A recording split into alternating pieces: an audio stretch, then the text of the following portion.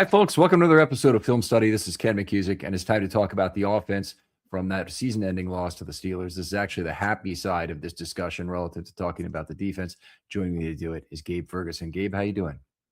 Hey, Ken, I'm doing pretty well, things considered, and thank you for giving me the offense. It's definitely more fun to talk about. Yeah. The Ravens, of course, lost that season finale in Pittsburgh on the final play. We had the John Harbaugh firing is overshadowing everything today. Now, I'm going to ask you folks to look. I had a preview for a pod that I put out there in short video form, but also there'll be a longer pod with Jonas Schaefer that'll be available. Should be out before this is out. So look backwards on the Film Study timeline to find that podcast on your favorite platform. But I do appreciate you joining me here, Gabe. And another loss of snap count in dramatic fashion, 73-48. The defense dog tired there as the game wore on in that second half. Yeah, I mean it's been a theme, for the season. It's very different than the Ravens offense that we've seen in years past, where they've strung together, these 12, 15 play drives, dominate time possession. And I think, on a defense that's already kind of like a little bit bereft of talent, especially in the pass rush, to have to go out there and chase after a quarterback who's not very mobile, but he's willing to get the ball out quick, and you're just tired after running that same thing over and over again, especially with the defensive injuries they had. Yeah, the injury to Hamilton, obviously, he's one of the biggest players against a player like Rodgers, who likes to get the ball out quick on those little swing passes to running backs, which, they really had as a replacement for part of their running game or an extension of their running game in this game. And very frustrating to see all the missed tackles. And obviously, but let's move over to the offensive side of the ball. The discussion is a little bit better there at all. I think we start with Lamar Jackson in terms of his return to form in this game. Really hadn't been the same since really the first 4 weeks of the season. Those weeks in between, he was a completely different quarterback. He did have a couple of decent rating games in there. He had a good game at Miami when he came back, and he had a reasonably good game at Minnesota, where he didn't throw any interceptions. I don't think, might have been 2 touchdowns, no interceptions or thereabouts. But this was the first really big Lamar game, making great plays with his legs and looking like he's the Lamar of old again, which is a enormous relief in a awful loss. Yeah, I think, it was really a whole season, in my opinion, where he was injury marked. I don't know exactly when the initial injury happened. I think he was dealing with nagging things before the Kansas City game. He didn't look himself to me like going in a couple games before that one. And he really played the entire season hurt, I think. But it's good to see that he does have that, extra gear. We saw it on the scramble or draw that was called back from the Linderbaum penalty. He looked like his old self. It would pick up 20, 25 yards in the open field, make players miss. He was able to extend the plays, avoid sacks. He was MVP Lamar in that game. We'll come back and we'll talk about Lamar a little later, but wonderful game relative to his opportunity set as well. They moved the ball. The team as a whole, they moved the ball well on that first drive. Then they went up 10-0 on the I think it was the third drive, right? They had a miss, and then they had a field goal. Or maybe I think it was the third drive. They went up 10-0, and then they allowed 24 second half points. 3 in the first half. They had 24 in the second. The 3 fourth quarter comebacks were really something special. I thought each of them was really something special. Lamar beating the traffic on 3rd and 1 for the long time. That's then the 64-yard pass to Flowers, which just seemed to be a really well schemed up play. And then the unbelievable 4th and 7, 4th and 8, whatever it was, up and down throw to Isaiah Likely. Yeah, that was an incredible pass. Like, scrambling to avoid pass rush, moving to his left, making that throw right where it had to be. And then props to Isaiah Likely, he's had that penchant to make those kind of plays in big moments. Obviously there have been some plays where, you'd wish for him to, be able to hold on to the ball more.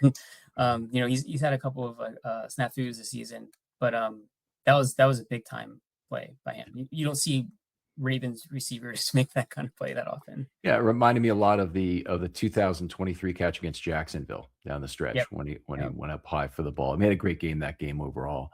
The Keaton Mitchell kickoff return, I think, is something we'll probably forget about in some ways, but that was a thing of beauty as well. And it put them in field goal range, with a first down basically. Yep. Good things.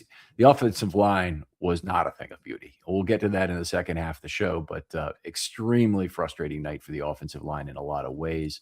They did run the ball somewhat effectively. The offensive line was a part of that, but they really did not have a good day pass blocking. Yeah, it was a tough game across the board, and pass blocking. I mean, Steelers have one of the better defensive lines in the NFL. Across the board. At the edges, defensive tackle.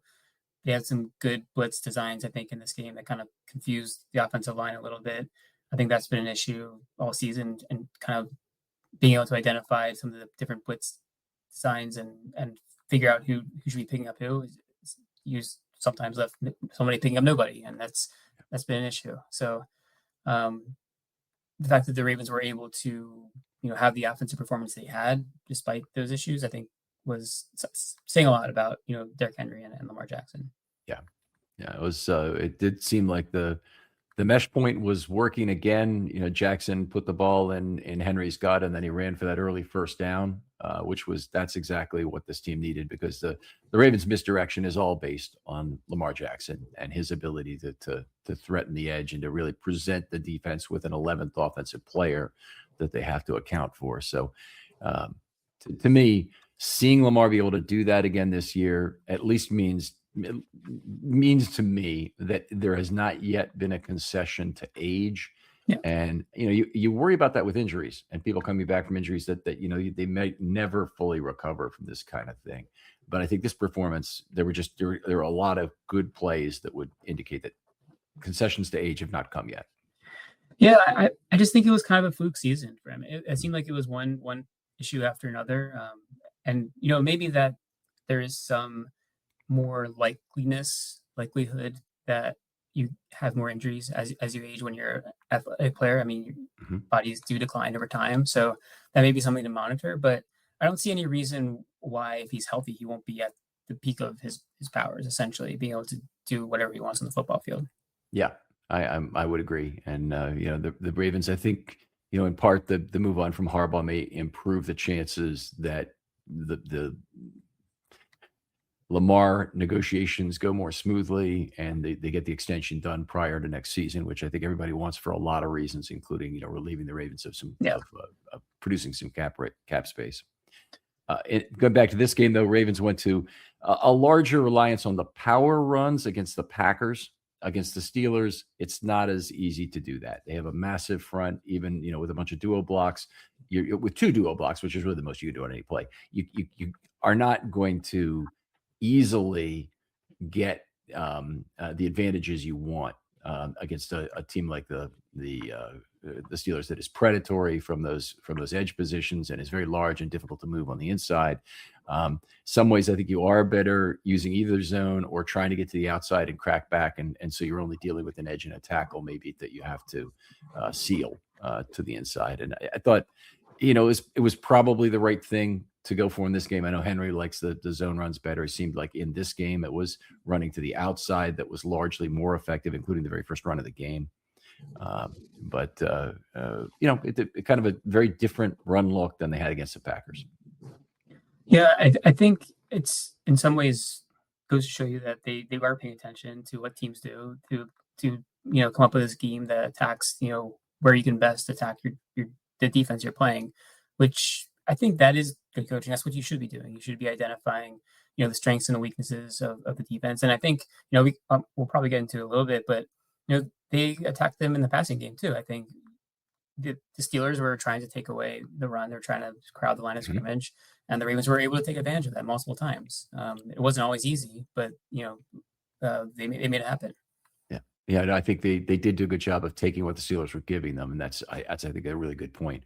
They went only 4 of 12 on third down. They did go 2 of 2 on fourth downs. That brings it up to 6 of 12 third downs were converted on either third or fourth down. It's just the way I usually present it. The Steelers were 10 of 16 on third downs converted on either third or fourth down, but that did include a failure on fourth down, which gave the Ravens a short field that they turned into a field goal, right? That's the one they turned into a field Yep. goal on the third drive. Yeah, So that's when they went up 10-0. That was a touchdown. They could have gotten a touchdown. Might have been a different game, I feel, at that point. But yeah, you can certainly never know. certainly a shame that they got stopped at that point. But it just shows you these Steelers have been really stopped to that point. So they missed a third down, missed a fourth down, missed a third down before that on the first drive when they were they might have been 4 and out, but they got a first down on the first play or something. So they were really unsuccessful on third and fourth down before then, but after that they were very dominant the rest of the way.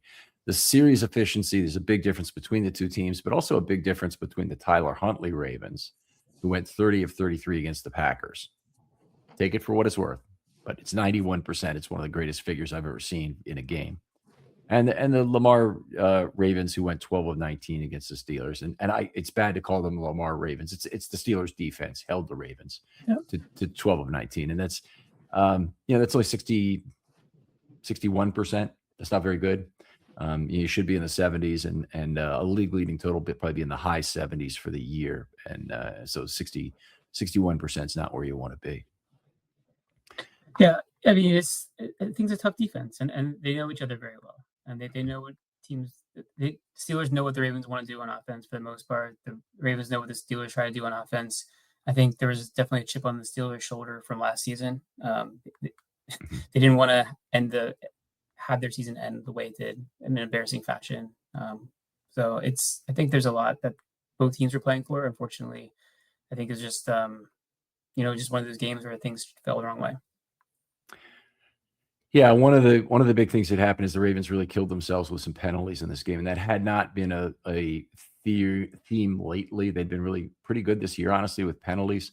By the way, got a piece of research which came in to me before the show, which I think is just outstanding, and I'm going to bring this up because I really wanted this information. And Taylor Hall sent it to me. He said, after reporting almost daily on the use of set and snap drills over the summer, curious to hear if you feel they had any noticeable benefit in 2025, or if what sounds like was a considerable amount of time spent on the drills would have been better spent elsewhere. I know this is somewhat hard to quantify. I'm more curious just for your opinion. Stats below ignore any potential benefit of more complex snap counts, reducing the effectiveness of the opposing pass rush. Okay, so in 2024, they had 24 false starts. The league average was 22.09, and they had 10 illegal formation, which I'm not sure those really count in the same way. I would not probably put in the same place. The illegal formations, including those 3 in the first game when do you remember the vendetta they seemed to have against the Ravens and Ronnie Stanley in that game? I think they might have called him for 4 in that game, but it might have been only 3. Anyway, they finished with 10 for the year. And 3 accepted was the average across the league. In 2025, they had 7 and 4 were accepted. I don't draw too much from the illegal formation stuff. Was Ronnie trying to cheat to try and get an extra advantage versus Highsmith? Maybe, but it was unfortunate timing. Yes, but did it stall a drive? The answer is no. But they did have 3 drive stalling penalties in this game. I'm sorry, let me finish I don't want to bury the lead here. False starts dropped from 24 to 19, from 24 to 25.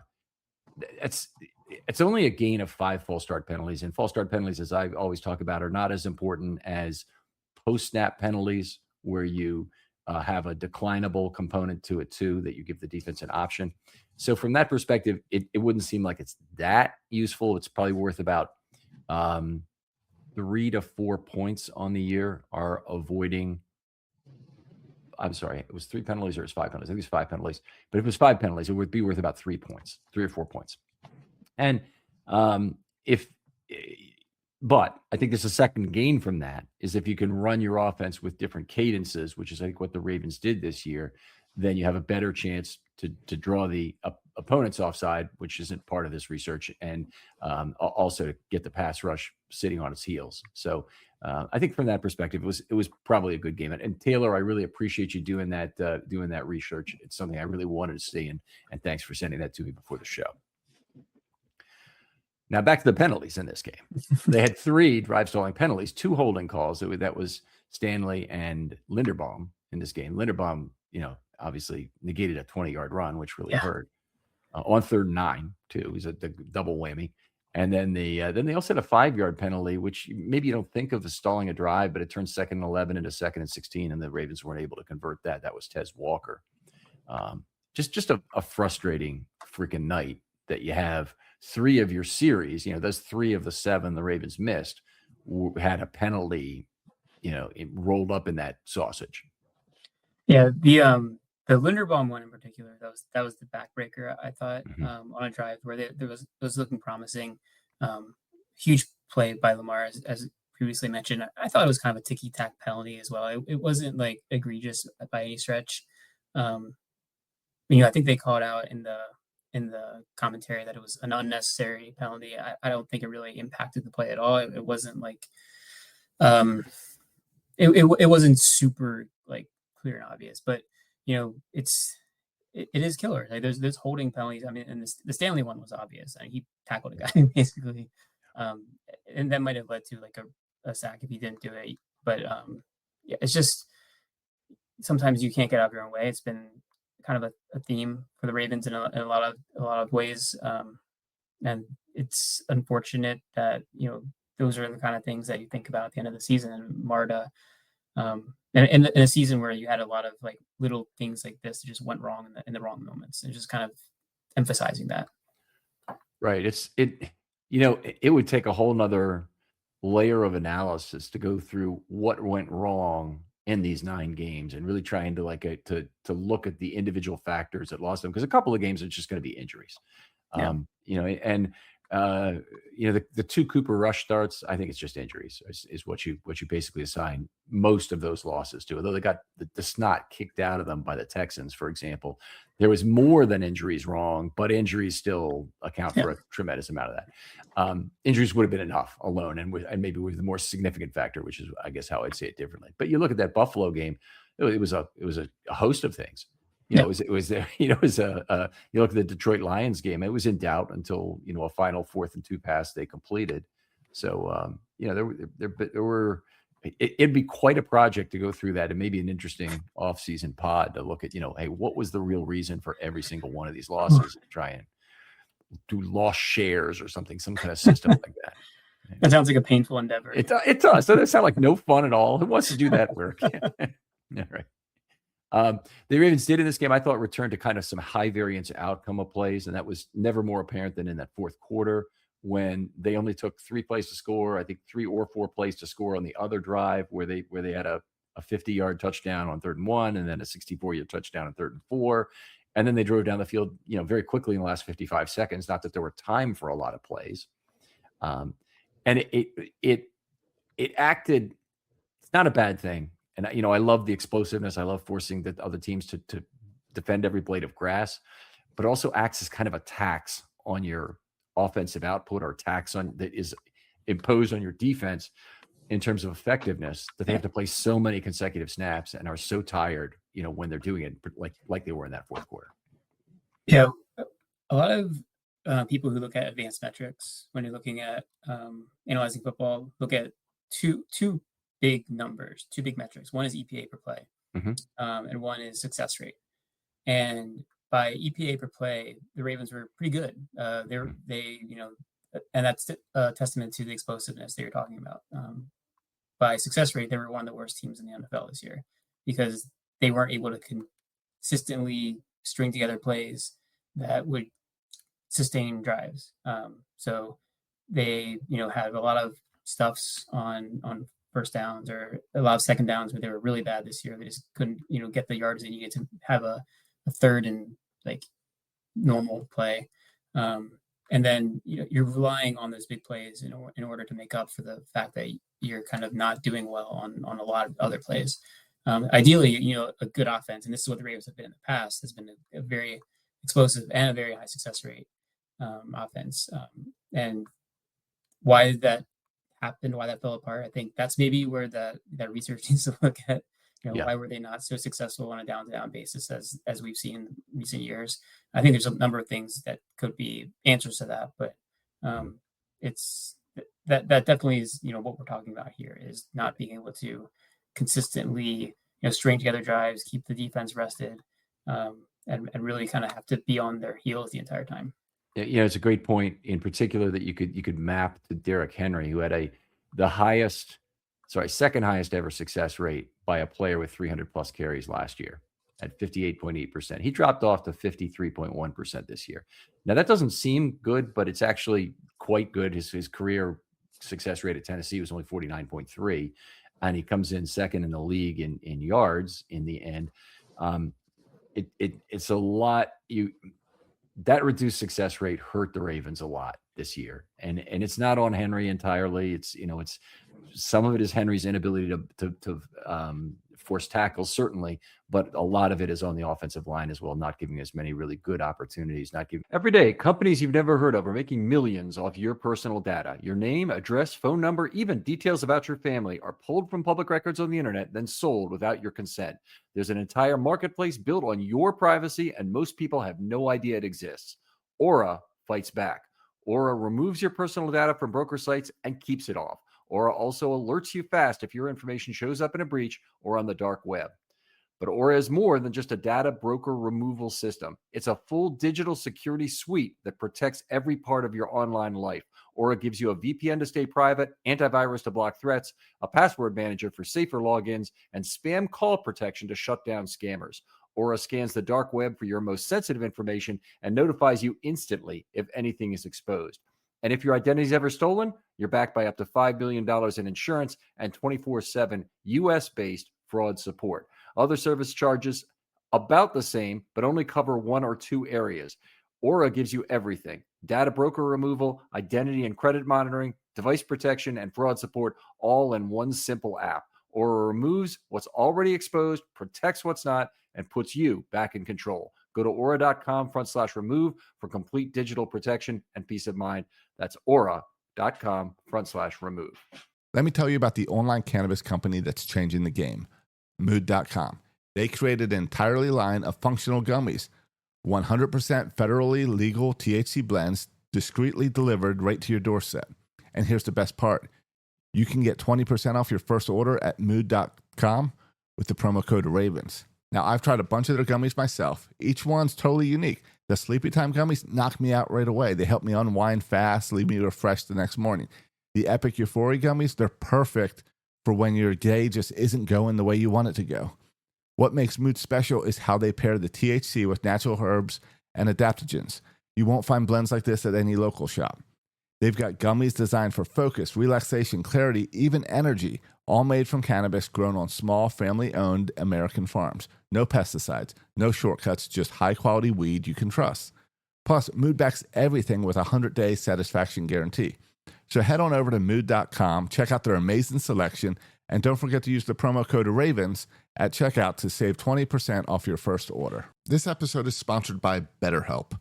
The new year doesn't have to mean a whole new you. Sometimes it's just about feeling a little less burdened. And one thing, for instance, I'm working on is letting go of that constant pressure to have everything figured out. Like I need to be perfect or I am behind if I'm not. Therapy can help you identify what's weighing you down or holding you back by giving you an unbiased perspective so you can better understand your relationships, your motivations, and your emotions. And BetterHelp makes it easy to get matched online with a qualified therapist. Their therapists are fully licensed in the U.S. and work according to a strict code of conduct. They also do initial matching work for you so you can focus on your goals. You'll fill out a short questionnaire. With their experience and strong matching process, they typically get it right the first time. And if you're not happy with your match, you can switch to a different therapist at any time from tailored recommendations. BetterHelp makes it easy to get matched online with qualified therapists. Sign up and get 10% at BetterHelp.com. That's BetterHelp.com. As many yards before contact.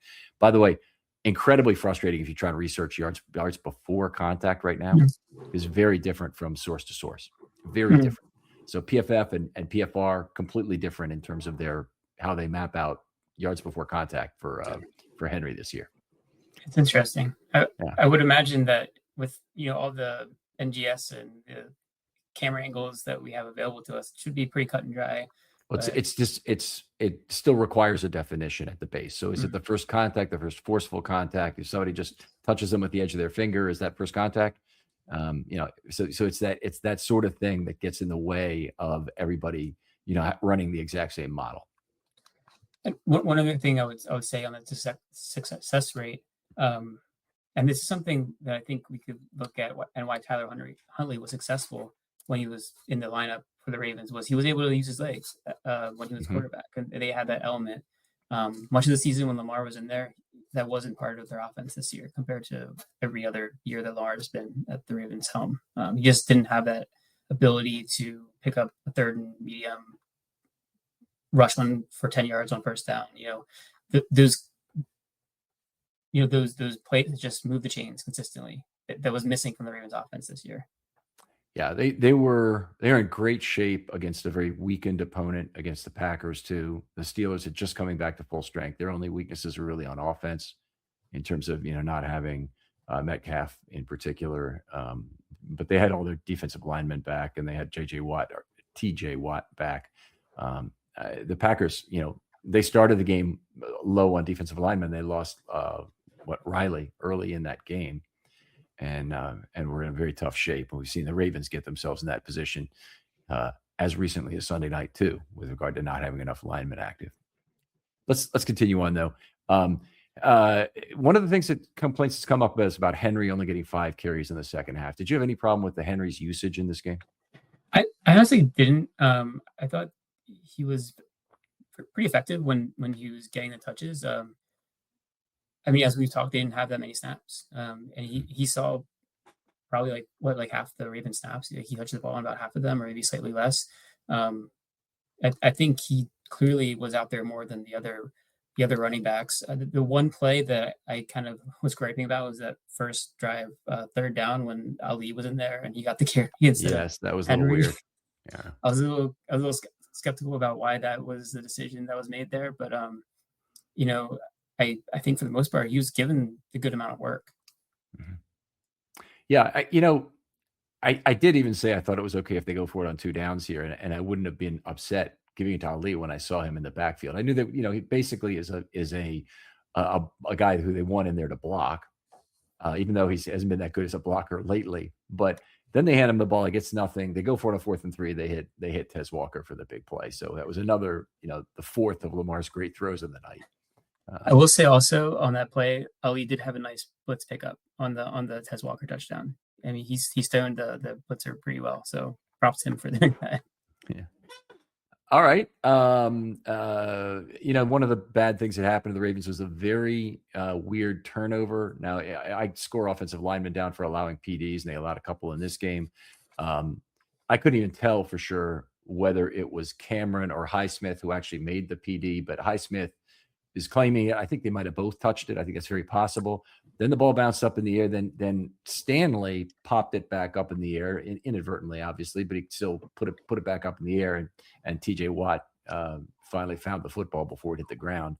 Just an incredibly frustrating play there. It was wild, and it happened so fast. Like it was almost like it wasn't even popped up in the air from Stanley to Watt. It was almost like a sideways kind of like.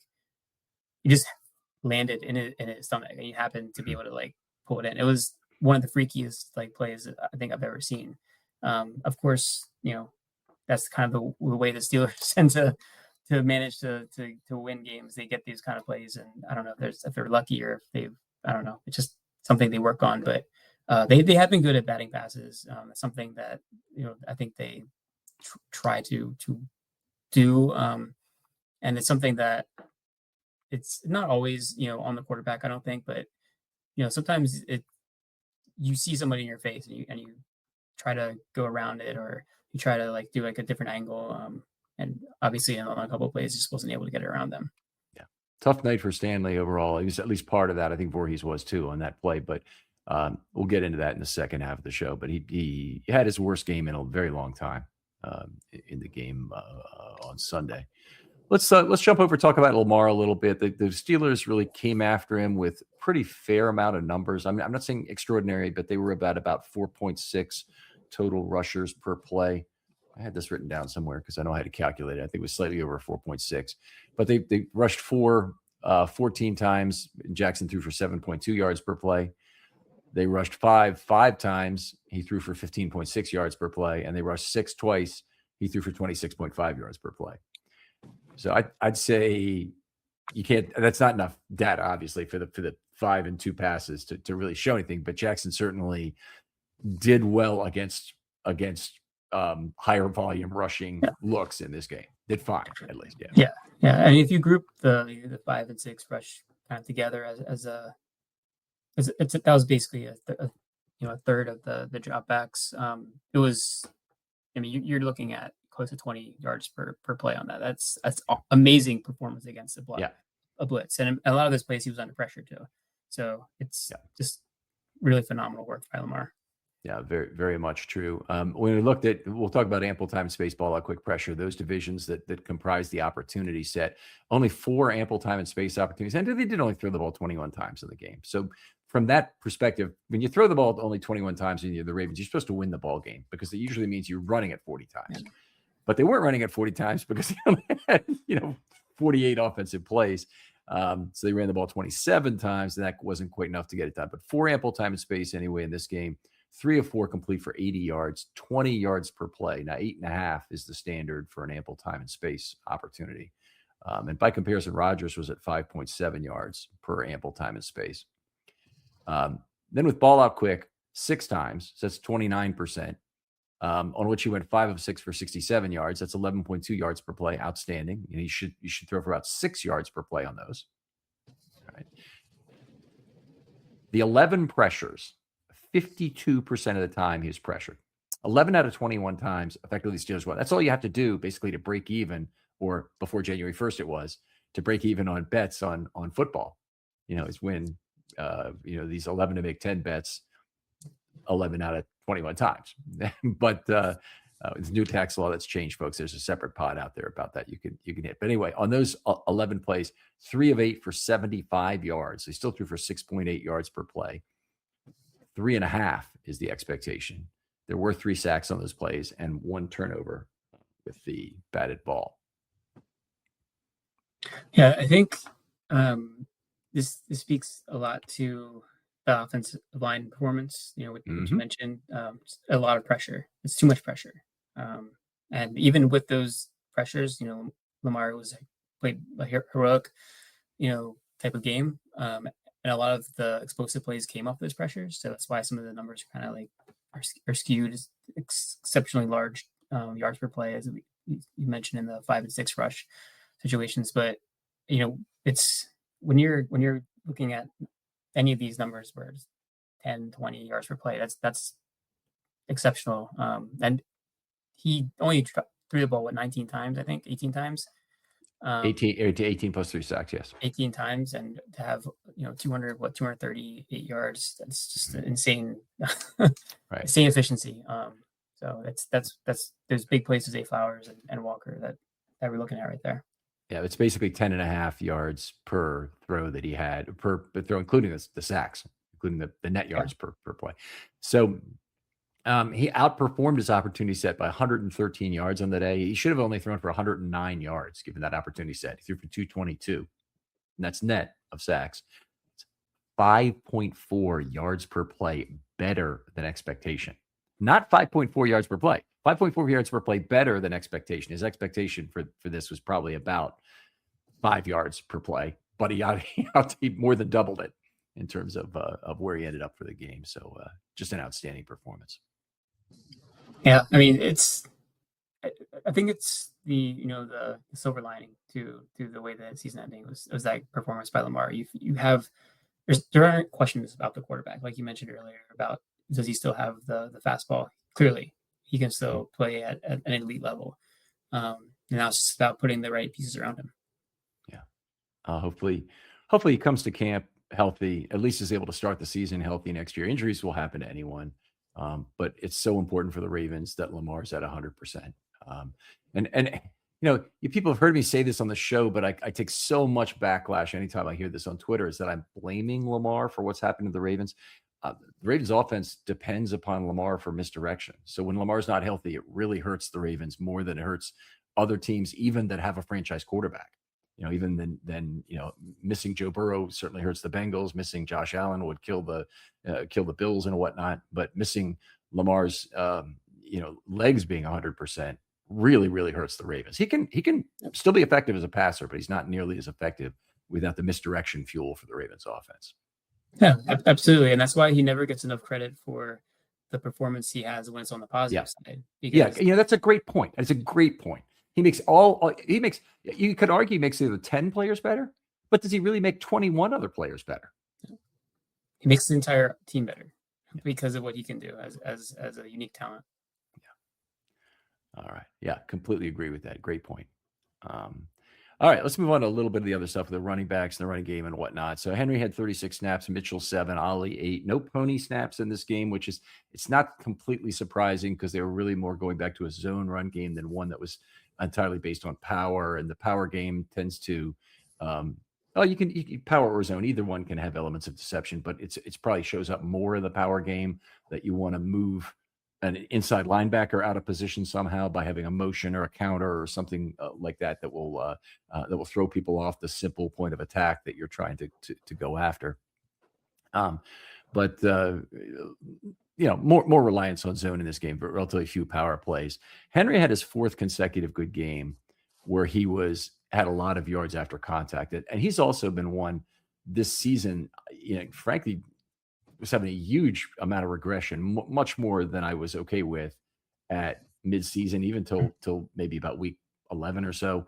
And he really turned it on. He finished the season very strong for the Ravens. He's another player that, it's not just the fact that he's second in the league in rushing because he gets a ton of carries. And the Ravens certainly rely on him, and they have Patrick Ricard and they have Lamar Jackson. There are things that make him better. It's the fact that Henry himself just was running better at the end of the year. Yeah, I don't know if there is some truth to the, when it gets colder out, players don't want to tackle as much. I think there is something to it. I mean, it hurts more, right? when everything is cold, it's harder. It's the ground hurts more. I think there's some truth to that. And he's always been one of those players that you give him the ball when you're ahead, and you can just dominate because there's business decisions to get made. Right. When it looks like the things are going against you, and you have this 250-pound guy who runs a 4.4 and is like an Adonis, and he's just going to run you over. So I completely understand that is part of what makes Derrick Henry, and he's not going to be someone who succeeds in a limited opportunity set. He needs to have that 20, 25 touches, I think, to be at his best. Yeah, and when you think about what 20 touches mean, that's 340 carries on a season. I mean, that's I'd say unrealistic. I'd say 19 carries is really pushing it. And then you can get maybe another touch and a half as a receiver, so you could do that. But I don't think people are ever really going to just run 25 times let's run him 25 to 30 times and see what happened. And of course, we had this incredible game where he runs 36 times against the Packers when that's the main weapon they have. But I don't see that being duplicated. That was an exceptional outlier. Yeah, and I think, every game's going to be a little bit different, right? There's going to be different game scripts, and it's never going to happen that way every single game. But I think for him to be at his best, 20 touches is where he's really going to be really humming, I think. And a lot of that is also game script dependent. So you want to have him when you're in the lead, right, when you're up 2 scores. That's where he's going to be most effective. Yeah, the game script, we just went over it briefly because you didn't have a problem with his usage or anything. But the 5 carries in the second half, which people want to say, they're 5 carries, only 5 carries. They had the ball in the final 55 seconds for 6 or 7 plays, whichever it was. You can't run him then. The time you could have run him was on 3rd and 1 when you throw the 50-yard touchdown pass to Flowers instead. Now, or when you throw the 64-yard touchdown pass to Flowers, one of the two. But the second one in particular, where it was 3rd and 1, they had a chance to run him and try and whittle down the clock that way. Now, I've taken a lot of heat from various people. Now, I don't care, but because I'm right about this. The Ravens had a chance to win the game with Flowers kneeling at the 1 had they had the right code word in the huddle. Okay. So if that had been the down or whatever the special code is to kneel down at the 1 yard line, if they'd had that in, they would have won the game there, and they would have very likely won the game by either trying to run for the touchdown on second or third down and leaving the Steelers with either about 1:10 or potentially like 25 seconds to play when they got the football. But they didn't punish for the Steelers for their lack of timeouts. I don't want to really go into that again. I don't know if you heard those pods. Did you already? So I heard the argument, and I mean, there's risk either way, right? Of course, there's risks in all paths. Important point. I do agree that they could have done a better job of punishing the Steelers for not having those timeouts. But it's something to, I think really the biggest thing that they would have gained there was just giving their defense a little bit more of a breather. Right, sure. Actually, not getting their defense back on the field. That's what I was hoping for. And yeah, that was the real payoff if they wanted to use that strategy was, and it's what they should have been thinking is, how the hell can we not put our defense in a position where they're very disadvantaged, dog tired, and will lose us the football game? And by the way, exact same situation 9 years ago on Christmas night when they lost to the Steelers on the Immaculate Extension. The Ravens had just given up 2 consecutive plays. One was 2 consecutive drives, 6 plays for 90 yards and 5 plays for 75 yards. Yep. So they allowed 15 yards per play, touchdowns on both of them. They score with 1:18 to go, and they gave the ball back over to Roethlisberger. He drove right down the field, and the Immaculate Extension play then occurred to finish that game. So ugly result. And I wish teams would be more aggressive about that. And if Harbaugh knew how much currency he didn't have in the bank at this point, maybe he wouldn't have had any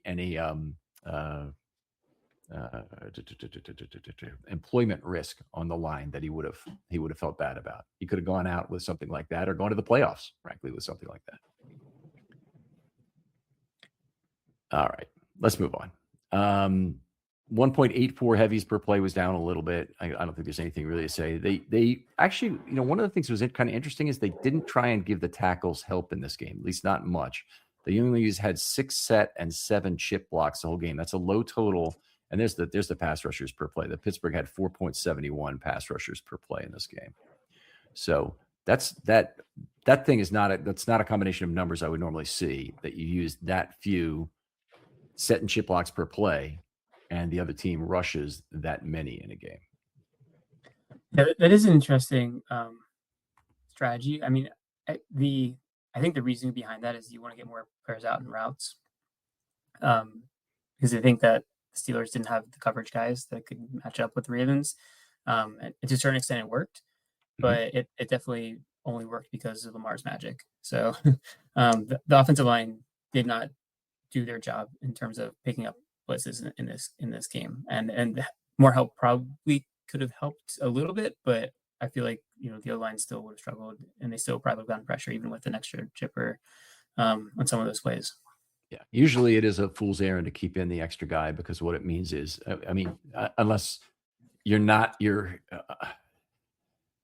I guess if you're chipping, you're still going out, but it limits the set of routes you can do is the problem. But you also give the defense a chance to tighten up their formation, which is not good. I've always disliked it when Lamar brings somebody else in from the outside. I like him to move people further out to try and outflank a defense that's trying to crowd the line of scrimmage, and then just get the ball out quickly. Yeah, and especially with Lamar, who is able to use space to kind of get away from pressure. You bring more bodies into the pocket to pick up potential, rushers, then that's also more bodies that he has to navigate around. Yeah, good point. Real good point. All right, Gabe, always a pleasure talking football with you. I'm glad you could make time tonight to do this. And I know it's not the greatest time ever in terms of this particular Ravens team in this particular season, which has been a very difficult one. But tell folks where they can talk football with you online. Best place to find me is on Twitter, at Gabe Berge. Definitely putting my thoughts out there as I can. A lot of news already in the off season, so I'll definitely be part of that conversation. Got a head coach new hunt out there, and a lot of turnover in the Ravens coaching. So it'll be interesting to see what direction they take. So So All right. Maybe at the end of the next episode, I'm going to ask you who's your favorite to be the coach. So you think about that when we go off that. Right. But we'll be back. We'll talk about the offensive line some. Thanks for all your listeners for your loyalty this year. Hit me up with hashtag Filmstudy Mailbag if you want to hear questions. I'll direct them to the proper show even during the off season, or use them to make a 1 to 3 minute video. And I've really appreciated the questions I've gotten for that. Gabe, thanks again for coming on. Yeah, thanks for having me. And we'll talk to you next time on Film Study.